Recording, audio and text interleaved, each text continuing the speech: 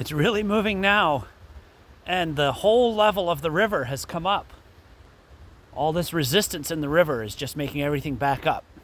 As this little otter found out in a hurry, poor fellow, I felt very bad for him, but there was absolutely nothing I could do to help. He tried to get in the water and then ended up in a panic.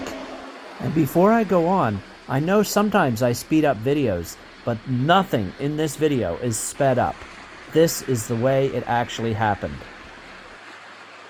As you watch this, look at the upper portion of the screen and you'll see some stationary ice with the patch that he's on moving quickly by.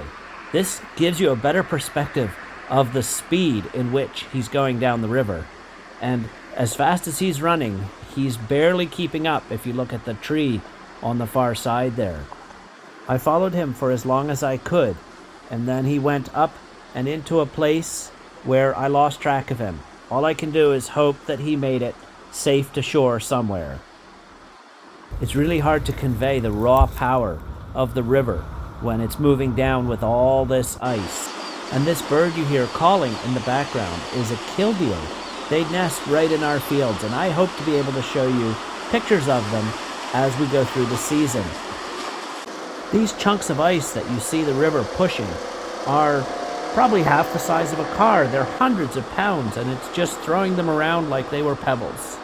The pressure from all that ice coming down just pushes against the side of the river and against the banks to make this happen.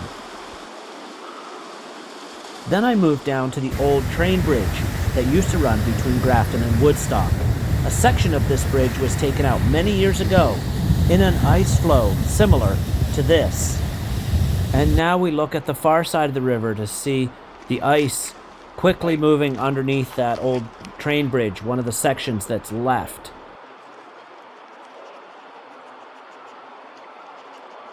This is the very front of the moving mass of ice as it's pushing into the still frozen portion. And now we're down to the main Grafton Bridge, where the river narrows and it's like a funnel where everything channels in and underneath. And there are areas in the river where there may be an island or some place that stops up the ice, and you can see as it keeps pushing, it just piles higher and higher. After living in the area 28 years, I figure April 10th is about the normal time.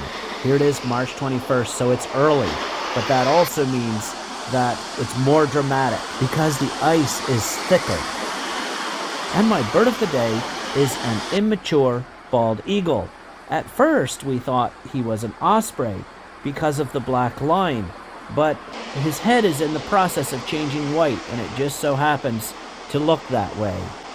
He was on one of the ice piles looking out, probably checking for a meal, before he flew off and landed in a far tree.